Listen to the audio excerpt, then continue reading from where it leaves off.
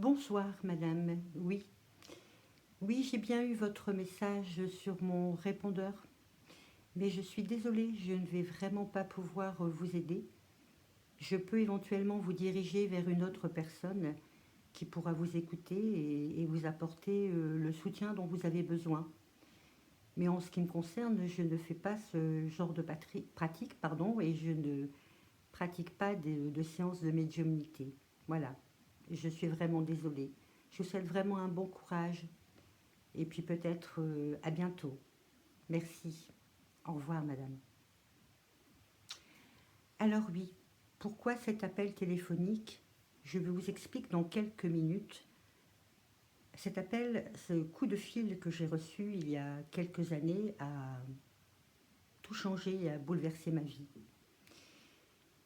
Mais avant de commencer cette troisième épisode, cette vidéo de cette série que l'on partage ensemble depuis maintenant quelques jours, je voudrais avertir les personnes sensibles qui vont regarder ce contenu parce que ce que je vais vous raconter ce soir est un peu particulier. Je vous l'avais promis dans ma précédente vidéo et ce contenu pourrait choquer certaines personnes sensibles. Alors je vous ai dit depuis le début que je serais authentique, sincère, et je vous ai promis des vidéos de plus en plus passionnantes et qui pourraient peut-être bouleverser certaines personnes. Alors bonsoir les amis, j'espère que vous allez bien et je suis ravie de vous retrouver et on va pouvoir commencer ensemble ce troisième épisode. Alors pourquoi j'ai mis en scène ce coup de fil? Parce que, comme je vous ai expliqué dans ma précédente vidéo de la semaine dernière, 2000, septembre 2000, tout un début, où j'ai rencontré la voyance, on va dire, où je me suis initiée seule, et puis les années ont passé. Voilà, sans problème particulier. Mais je vous l'avais expliqué, j'avais ce besoin constant, cette curiosité malsaine de vouloir aller plus loin. Et puis je m'y refusais quelque part parce que je connaissais les dangers. La voyance pure, les flashs, parler un peu, réconforter les gens, c'était tout à fait ce que je voulais. La parapsychologie était mon domaine.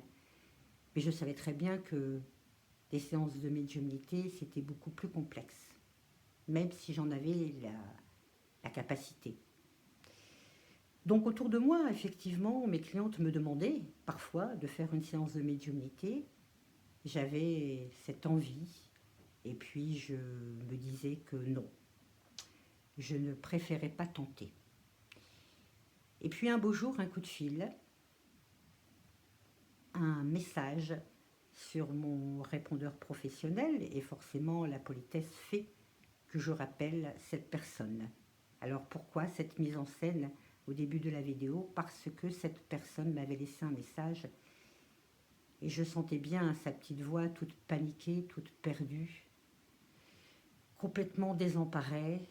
Elle cherchait une médium et elle avait fait le tour euh, des médiums près de sa ville ou dans sa ville. Et puis je pense que elle n'avait pas eu peut-être satisfaction ou avait besoin d'avoir un autre avis. Donc je le rappelle et je lui dis ce que vous venez d'entendre là, au tout début de la vidéo. Non, madame, je ne fais pas ce genre de pratique. Je suis désolée, bon courage et j'espère que vous trouverez une personne qui pourra vous aider. Et puis cette personne a insisté. Et encore, et encore. Et elle m'a rappelé. Alors que je pense que c'était le destin, que c'était écrit et que cette curiosité malsaine qui commençait à grandir en moi a eu raison d'eux. Et puis un jour, elle rappelle encore, et là je décroche. Et puis je lui dis, écoutez, passez, prenons rendez-vous, Je lui fixe un rendez-vous et puis elle se présente au cabinet. Je suis un peu stressée ce soir pour vous raconter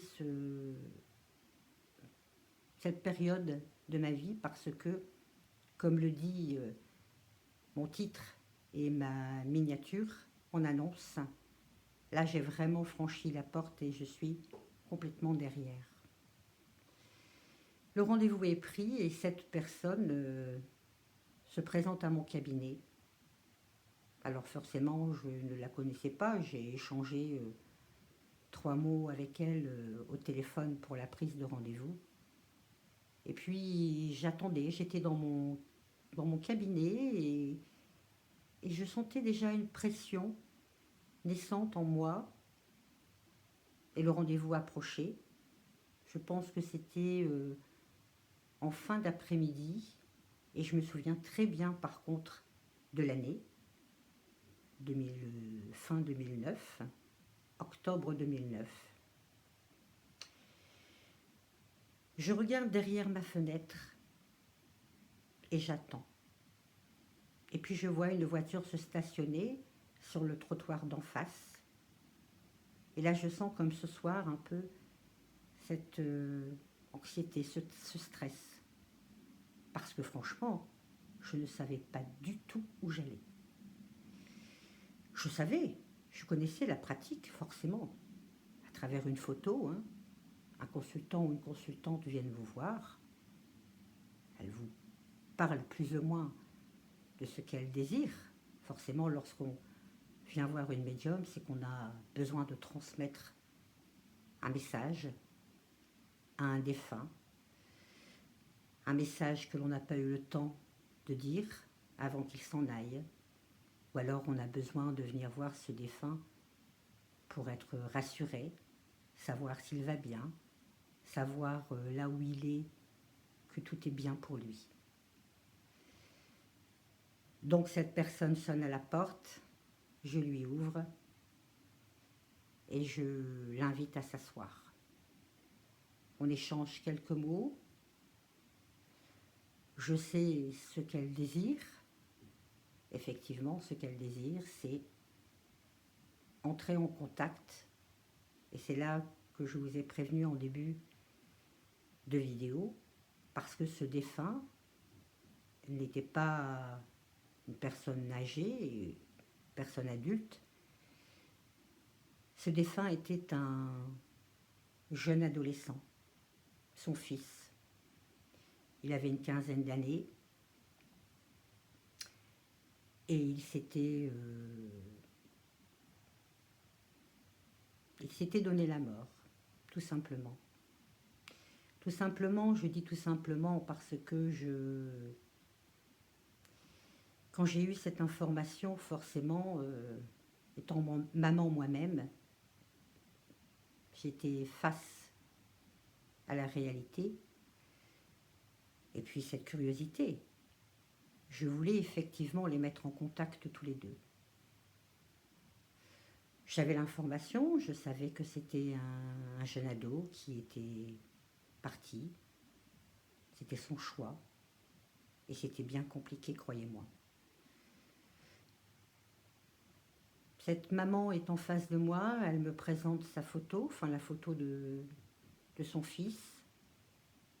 Et puis, n'ayant jamais pratiqué de séance, étrangement, les choses se sont présentées à moi.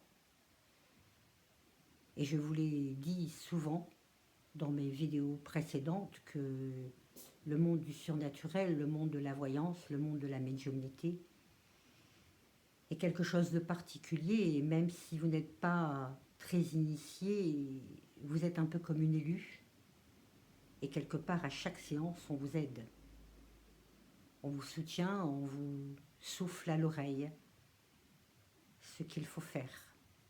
Alors certes, vous avez des supports comme les cartes, le pendule, les tarots, les oracles, et en l'occurrence pour une séance de médiumnité, une photo. Alors j'avais cette photo et puis j'ai démarré en tirant les cartes. Et logiquement, un médium n'utilise pas essentiellement, pas forcément les cartes lors d'une séance de médiumnité. Avec une concentration profonde et puis son don, elle peut entrer en contact directement avec le défunt. Alors moi, ne sachant pas vraiment la pratique, je me suis dit que peut-être, avec mes oracles, j'aurais une lecture, un début de quelque chose, et puis les choses viendront, et puis j'entrerai tout doucement dans ma première séance de médiumnité. Il n'a pas fallu que j'attende très longtemps, sincèrement. J'ai été propulsée, on va dire, dans cette séance, dans ce début de séance, dans cette découverte de qu'est-ce qu'une séance de médiumnité. La maman était en face de moi, bouleversée. Et puis j'avançais, j'étais respectueuse de sa souffrance. Et puis j'attendais que les choses arrivent. Et puis d'un seul coup, mais vraiment d'un seul coup, j'étais entre deux mondes. Le monde de la réalité, là dans mon cabinet, une maman en face de moi, perturbée, et puis moi de l'autre côté de la table, qui cherchait à la satisfaire au mieux. Et puis j'ai été submergée d'une immense, une profonde tristesse. Comme si, mais très soudainement, comme si on m'apprenait, comme si on venait de m'apprendre, comme si on m'apprenait, comme si on m'appelait, et qu'on me disait Catherine, et qu'on m'annonçait le décès d'un proche. Cette situation a été très bouleversante et très particulière. Et le fait d'en reparler, vous voyez, je suis bouleversée, émue. Je ressentais cette profonde tristesse et ce mal-être. Et puis, les larmes ont commencé à couler. C'était incontrôlable, franchement incontrôlable. C'était la première fois que ça m'arrivait. J'avais déjà eu des séances de voyance où je pouvais annoncer des choses tristes, la maladie ou même parfois un décès d'un proche. Forcément, je compatissais. Mais là, c'était tout autre chose. J'étais dans un monde un peu parallèle. Je commençais à sangloter. Je commençais à avoir cette tristesse qui grandissait, mon cœur qui se serrait. Pas d'angoisse particulière, pas de sensation malsaine. Une profonde tristesse, comme si j'étais face à un événement. Voilà, je savais, là j'ai compris que j'entrais en contact pour la première fois. Cette maman qui était en face de moi me regardait et elle était peut-être moins bouleversée que moi. Forcément, c'était son parcours, c'était son histoire. Et forcément, elle avait dû verser des tonnes de larmes depuis ces années. Et le fait de me voir aussi bouleversée, à un moment donné, elle a pris ma main et je me suis sentie comme réconfortée. Et ensemble, on a partagé ce sentiment, ces sentiments profonds. C'était incontrôlable, franchement. Je pleurais, et je me souviens même qu'après la séance, quand j'ai raccompagné cette dame à la porte, j'ai un petit miroir qui est juste à côté de ma porte d'entrée. Je me suis regardée, je m'en souviens très bien, et j'avais le mascara qui avait complètement coulé. J'avais les yeux noirs, complètement noirs, rouges en même temps, et une sensation de tristesse encore, de peut-être de souffrance, mais en même temps d'un grand soulagement. Donc la séance suit son cours, et puis cette maman qui était en face de moi je suis l'intermédiaire, un médium est l'intermédiaire, un médium est une antenne relais, et qui prend les messages et les transmet à la consultante. Cette maman me pose des questions et me dit: Catherine, pouvez-vous lui demander s'il me pardonne? Donc là, ça m'a interpellée, franchement interpellée. Je me suis dit, pourquoi, dans la tête forcément, pourquoi cette maman me pose cette question? Pourquoi elle me demande de demander au défunt son pardon? Donc je reprends mes esprits et puis j'essaye de savoir un peu, et forcément je n'avais pas aucune information, plus ou moins l'âge de ce petit jeune homme qui a pris la décision de partir, mais je ne connaissais pas vraiment les raisons. Mais cette maman insistait vraiment. Je sentais en elle plus de la culpabilité que du désarroi ou de la tristesse. Et j'essaie donc pour pouvoir faire cette séance au mieux et que tout le monde soit satisfait, que ce défunt soit quelque part heureux de ce contact. Et puis je voulais que cette maman désemparée, désespérée, soit également satisfaite et heureuse de la séance. Donc je lui pose cette question. Et je lui dis: Madame, pourquoi avez-vous besoin du pardon de votre enfant, qui est malheureusement plus parmi nous? Et là, elle m'explique. Elle me dit: vous savez, Catherine, je culpabilise beaucoup parce que mon fils est parti à cause de moi. Et donc j'apprenais. Elle m'explique un peu sa vie. Et elle m'explique que ces dernières années, c'était une maman qui avait des problèmes, des soucis, qui était confrontée à l'addiction et qui, quelque part, avait fait souffrir énormément son fils. Et ne trouvant pas de solution, les choses se sont envenimées dans le noyau familial, et puis cet enfant, forcément, a dû souffrir.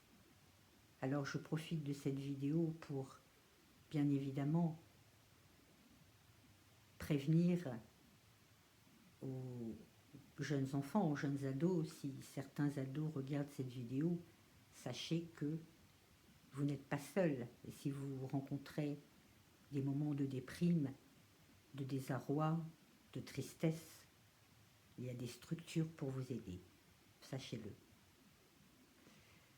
Donc je reviens à mon histoire et j'apprenais donc que cette maman, cette pauvre maman,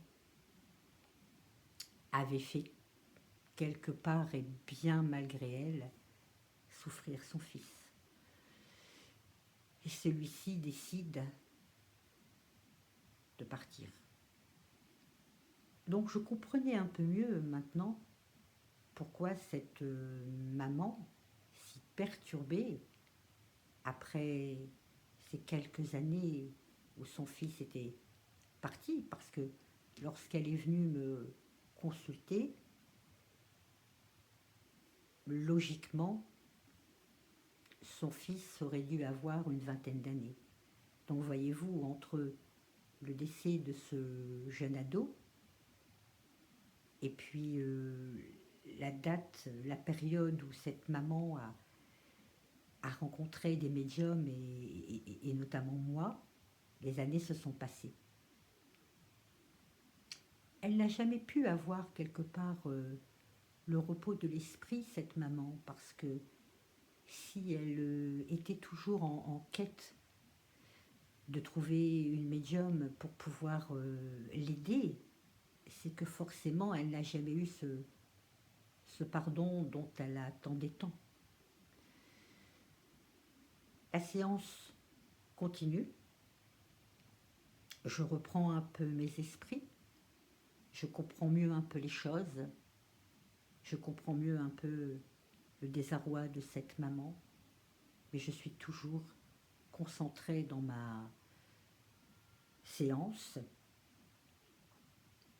et la curiosité m'entraîne forcément plus loin encore.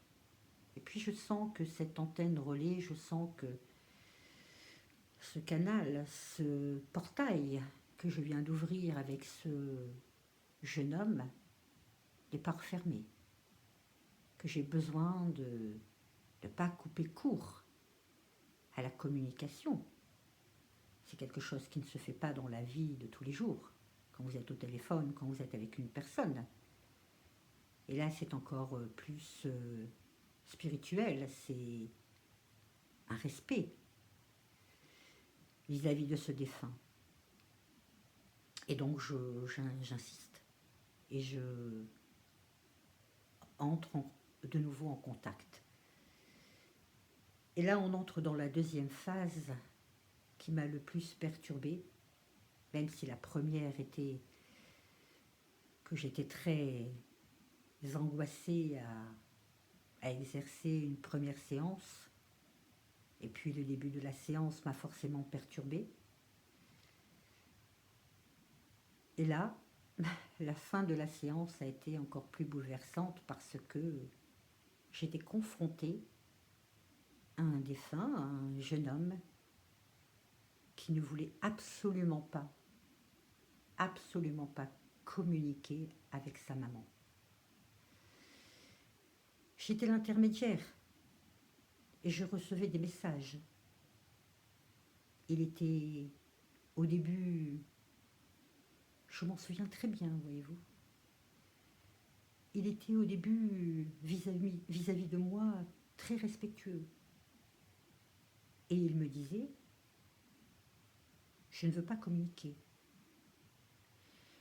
Puis en insistant, le ton a changé. Dites-lui, dites à ma mère que je ne veux pas communiquer.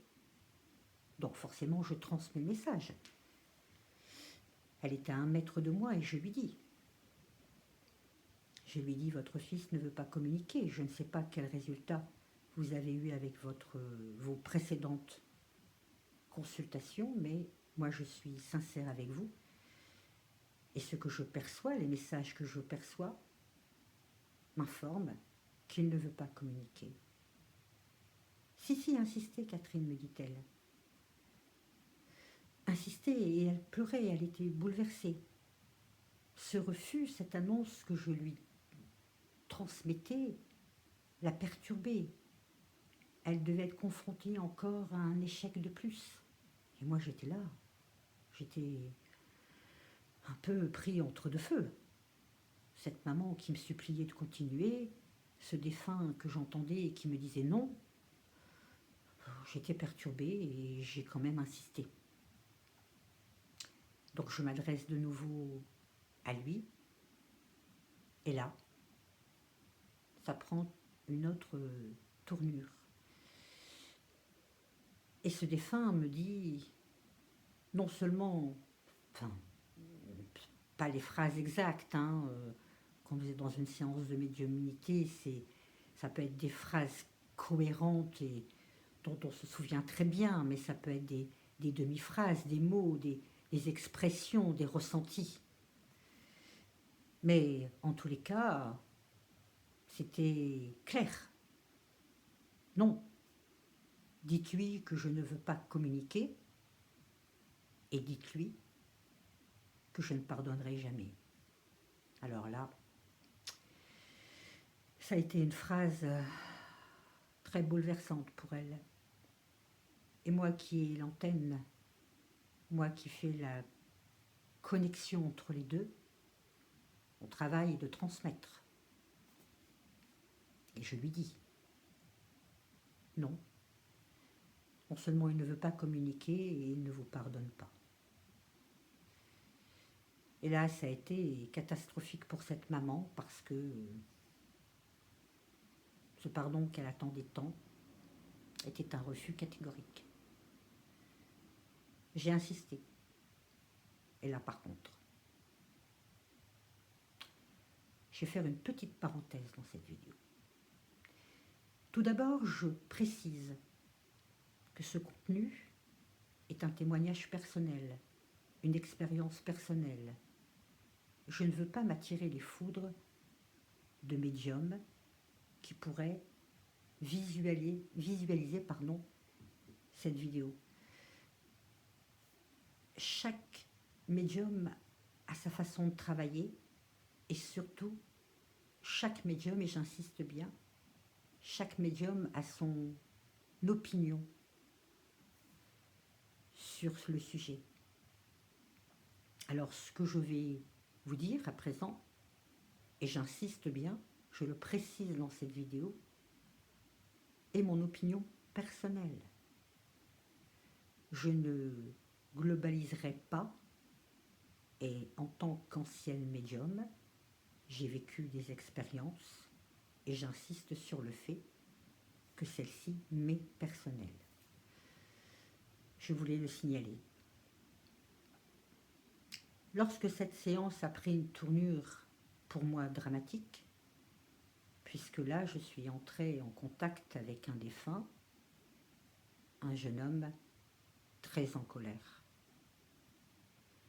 Et je me pose la question si j'étais vraiment en contact avec un défunt, si j'étais vraiment en contact avec un jeune homme qui était sensible, un jeune homme qui était gentil, triste, perturbé, mal installé dans une famille, un jeune homme qui a pris la décision de partir, de tourner les talons. Et j'ai un grand respect pour ce jeune homme, même plusieurs années après. Donc oui, est-ce que j'étais vraiment en contact avec ce jeune adolescent? Mais je vais vous dire franchement, puisque de toute façon je vous ai promis depuis le tout début d'être franche, d'être authentique, d'être honnête et de vous faire part de mes témoignages personnels. Alors je pense, puisque de toute façon, après avoir fait cette séance de médiumnité, j'en ai refait d'autres, et j'ai décidé après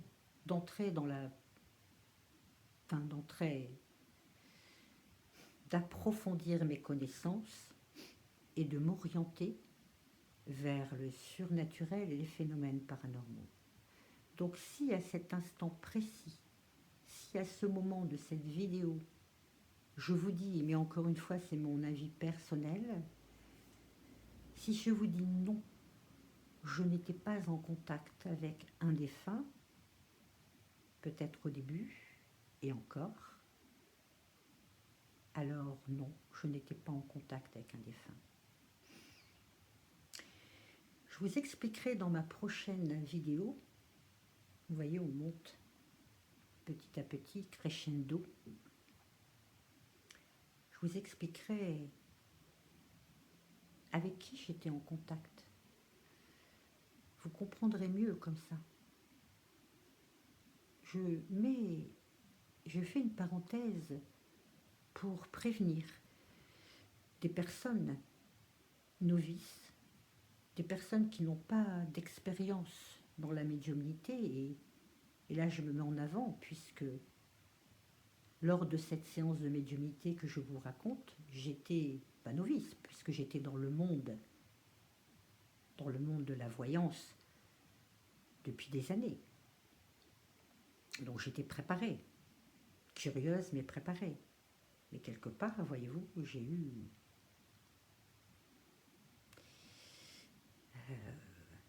un mauvais tour, on va dire. Alors j'ai su faire face.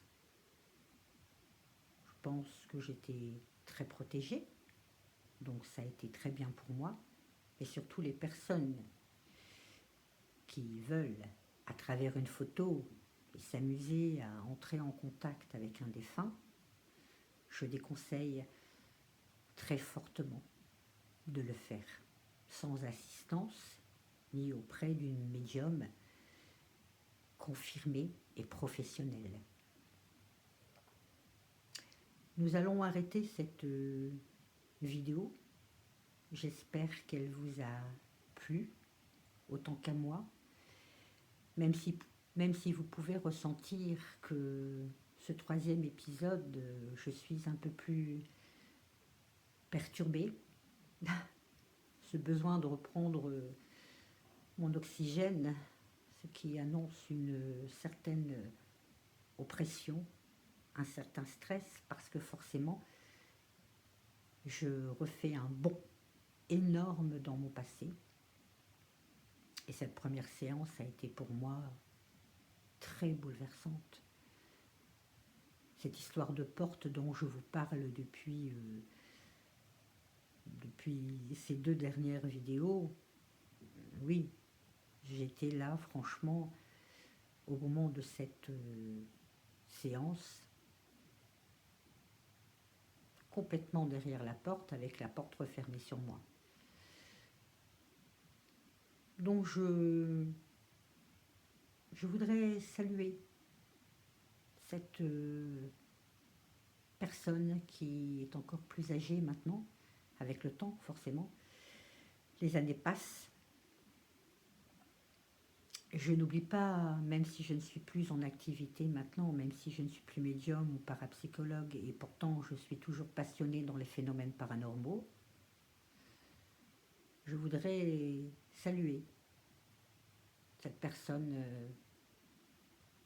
parce que je suis persuadée qu'en début de séance, j'étais bien en contact avec ce jeune homme et que les choses ont un peu mal tourné. Et qu'à la fin de la séance, je n'étais plus avec lui. Il faut bien savoir que le monde de la voyance, de la médiumnité et du surnaturel, on est quelque part pas seul pour travailler, même si nos outils sont sur la table, des photos, des pendules, des oracles et des tarots. Sachez que nous ne sommes pas seuls.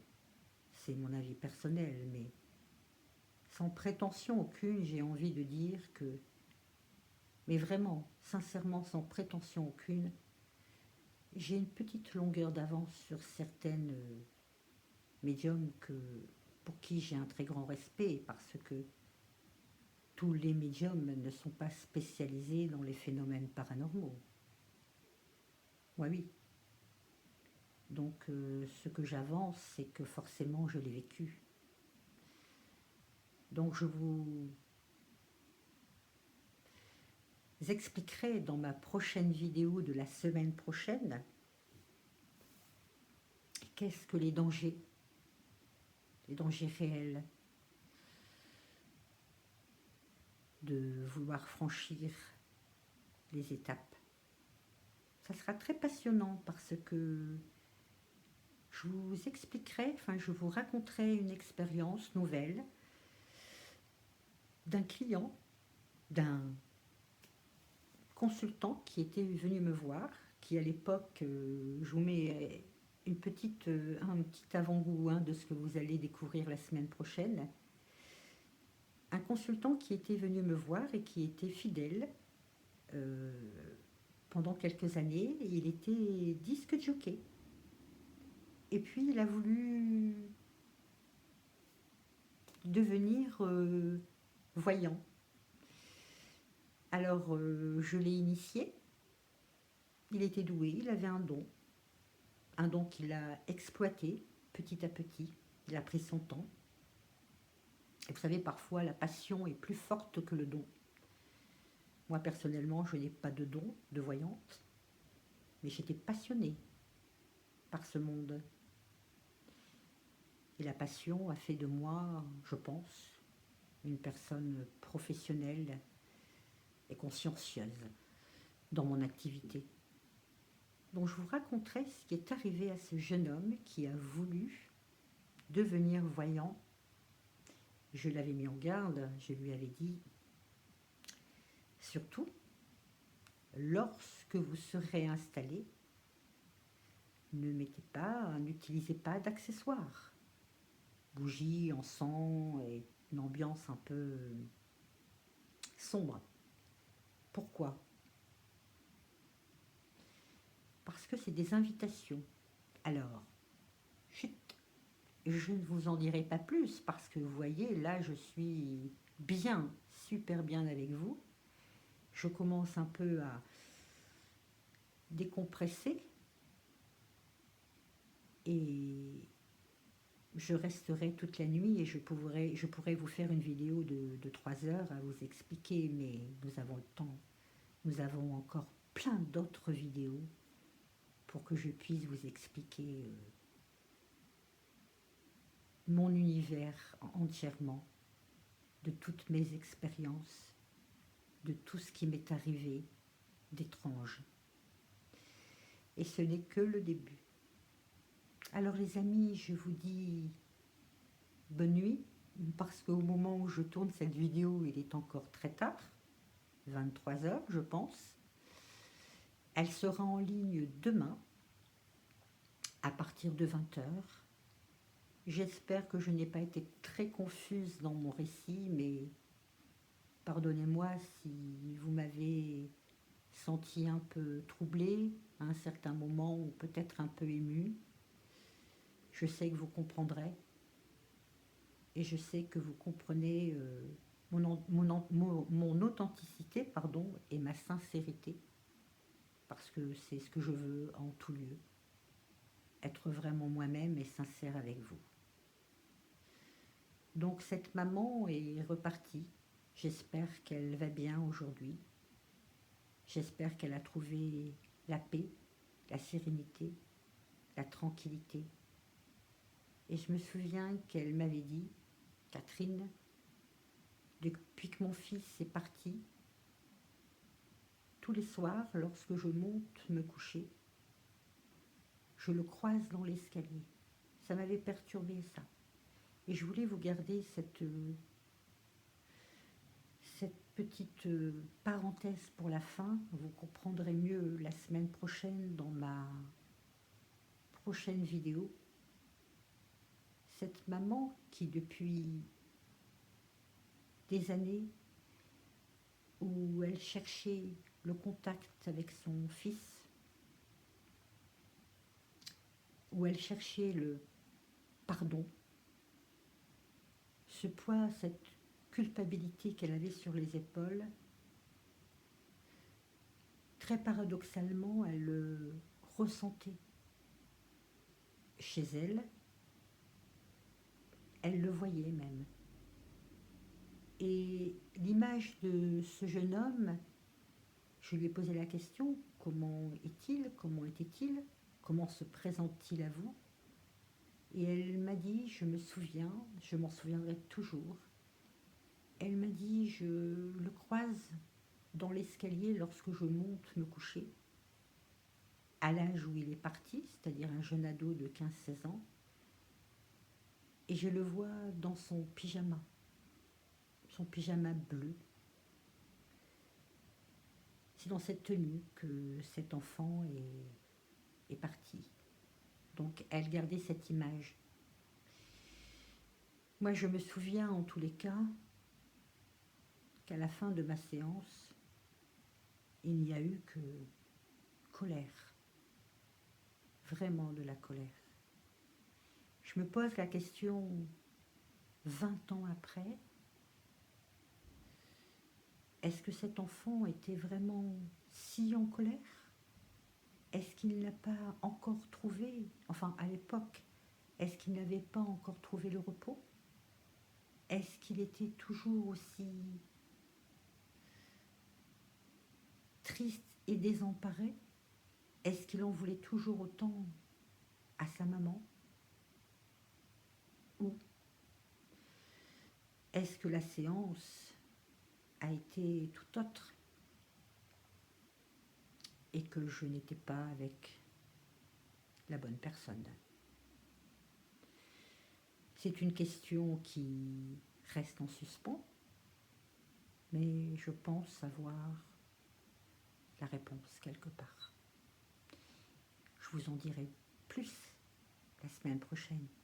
N'oubliez pas, retrouvez-moi dimanche prochain.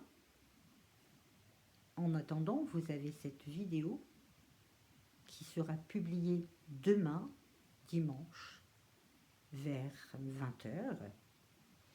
Abonnez-vous les amis. J'ai vu que vous étiez intéressés par les contenus, le contenu de cette chaîne. Et je suis très heureuse. Donc abonnez-vous. Surtout, j'insiste, et à chaque fois je le dis, à chaque vidéo, faites-moi des commentaires si vous avez vécu des expériences similaires aux miennes, si vous êtes une ancienne médium ou une ancienne voyante, ou si vous avez rencontré un jour une médium, assisté à une séance. Tous les commentaires, je les prends et je réponds. Donc écrivez-moi. Merci les amis de m'avoir écouté avec autant de patience. Je sais que mes vidéos sont très longues, mais c'est une série. Et dans une série, il y a des épisodes. Et puis moi, j'ai besoin que mon contenu soit complet, expliqué, cohérent, clair, sans stress. On est là pour passer un bon moment, un moment délicat, certes, mais un bon moment. Donc je vous embrasse très fort, les amis. Abonnez-vous, laissez-moi un commentaire. Et puis je vous dis, ben forcément, vous allez me retrouver. Je ne suis pas très loin. Vous me retrouverez la semaine prochaine, en tous les cas, avec un autre épisode, encore une fois, perturbant. Je vous embrasse très fort. Et puis je vous souhaite une